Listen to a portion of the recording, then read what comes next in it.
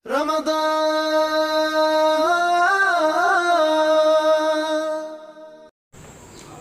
Bismillah walhamdulillah wassalatu wassalamu ala rasulillah wa ala alihi wa sahbihi ajma'in. Amma ba'd. A'udhu billahi minash shaitanir rajim. Bismillahir rahmanir rahim. Ya ayyuhalladhina amanu kutiba alaykumus siyamu kama kutiba alal ladzina min qablikum la'allakum tattaqun. رب اشرح لي صدري ويسر لي أمري واحلل عقدة من لساني يفقهوا قولي. My respected brothers and sisters, I welcome all of you with the Islamic greeting, Assalamu alaikum wa rahmatullahi wa barakatuh. May peace, blessing and mercy of Allah be on all of you.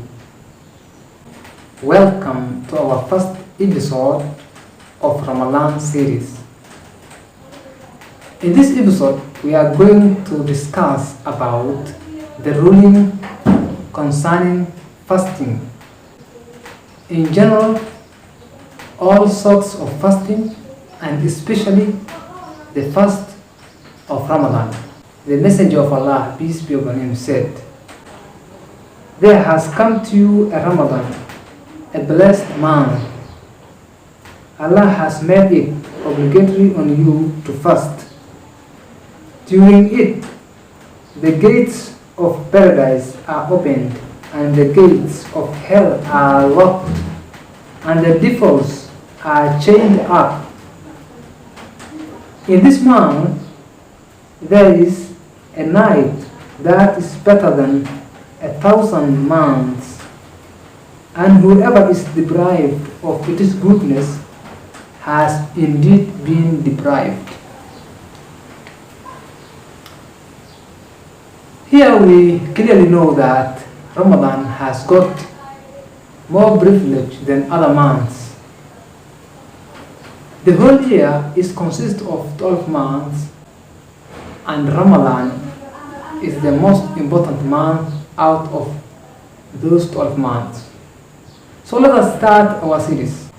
First, let us discuss about the kinds of fasting and their rulings. One kind of fasting is that which must be done on consecutive days, such as the fast of Ramadan, fasting in expiation for killing someone by mistake, divorcing one's wife by dihar. Dihar means a barbaric form of divorce which was used by the Arabs before the Quran was revealed, in which man says to his wife, "You are to me like the back of my mother."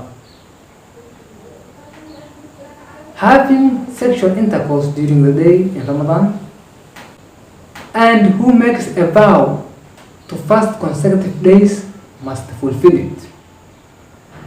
There is another kind of fasting which does not have to be done on consecutive days, such as making up days missed in Ramadan, fasting 10 days if one does not have a sacrifice in Hajj, fasting for breaking a sworn oath, and fasting to compensate for violating the conditions of Ihram, according to the most correct opinion, and fasting in fulfillment of a vow where one did not have the intention of fasting consecutive days.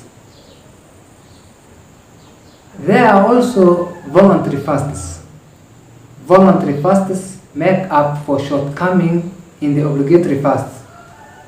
Examples of voluntary fasts include Ashura, the days of Arafah, Ayam al-Bir, Mondays and Thursdays, 6 days of Shawwal, and the specific fasts of Muharram and Sha'ban. It is not permitted to single out Friday for fasting or to fast on Saturday unless it is an obligatory fast. What is intended here is singling it out without there being a valid reason. It is not permitted to fast for an entire lifetime, or to fast for 2 or more days without break. That is, to fast 2 or 3 days without breaking one's fast each day after Maghrib. It is haram to fast on the 2 Eid days and on the Ayam at-Tashriq, the 11th, the 12th and the 13th of the Hijjah. For these are days of drinking, eating and remembering Allah. It is only permissible for pilgrims to fast Ayam at-Tashriq in Mina if they don't have a sacrifice to offer. How is the onset of Ramadan is determined? The onset of Ramadan is confirmed by the sighting of the new moon or by completion of the 30 days of Sha'ban. Whoever sees the crescent of the new moon or hears about it from a trustworthy source is obliged to fast. Using calculations to determine the onset of Ramadan is bid'ah, because the hadith of the Prophet clearly states, fast when you see the moon and break your fast when you see it. If an adult, sane, trustworthy, reliable Muslim who has good eyesight says that he has seen the new moon with his own eyes, then we should take his words for it and act accordingly. Who is obliged to fast? Fasting is an obligation on every adult, sane, resident Muslim who is able to do so and has nothing to prevent him or her from doing so, such as menstruation or postpartum bleeding. A person is deemed to have reached adulthood when any of the following 3 things happen: emission of semen, whether in wet dream or otherwise, growth of pubic hairs around the private parts, attainment of 15 years of age. In the matter of females, there is a 4th, namely menstruation. When a girl reaches maturity and starts her periods, she is obliged to fast even if she has not yet reached the age of 10. Children should be instructed to fast at the age of 7 if they are able to.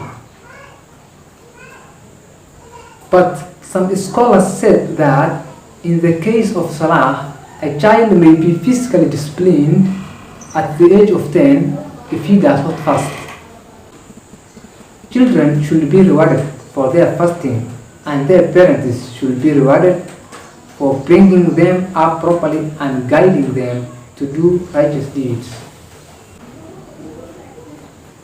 Some people do not think that it is important to instruct their children to fast, but a child may be enthusiastic about fasting and may be capable of doing so. But his father or mother may tell him not to fast out of so-called pity for him, but they don't realize that true pity and compassion consist of helping him to become accustomed to fasting. Because Allah says, "O you who believe, save from yourselves and your families a fire, a hell fire, whose fuel is men and stones, over which are appointed angels, stern and severe, who disobey not the commands they receive from Allah, but do that which they are commanded." Chapter 66, verse 6. Extra attention must be given to the matter of girls when they have just reached the age of maturity, for they may fast during their menses out of shyness without making up their fast later. If a kafir, a non-Muslim, becomes Muslim, if a child reaches puberty, or if an insane person comes to his senses, they should refrain from eating until dusk. For now they are among those who are obligated to fast, but they do not have to make up the days of Ramadan that they have missed, because at that specific time they were not among those upon whom fasting was obligated. The insane are not held responsible for their actions. Their deeds are not recorded. But if a person is insane at times and sane other times, he must fast during his periods of sanity, and he is excused during his periods of insanity. But if a person becomes insane during the day, this does not invalidate his fast. It is just like the case if someone becomes unconscious because of illness or some other reasons, and he had the intention of fasting when he was sane or when he was conscious. If someone dies during Ramadan, there is no date on him or on his heirs with regard to the remaining days of Ramadan. If someone does not know that it is obligatory to fast this month, or that it is haram to have sexual intercourse during the day in this month, then according to the majority of the scholars, this excuse is acceptable. This is like the case of a new convert to Islam, or a Muslim living in a non-Muslim lands, or a Muslim who grew up among the kuffar. But as for those who were raised among the Muslims and were able to ask questions and find out, they have no excuse at all. Thank you for watching our episode. We shall continue from that point during this month, Ramadan. وآخر دعوانا والحمد لله رب العالمين.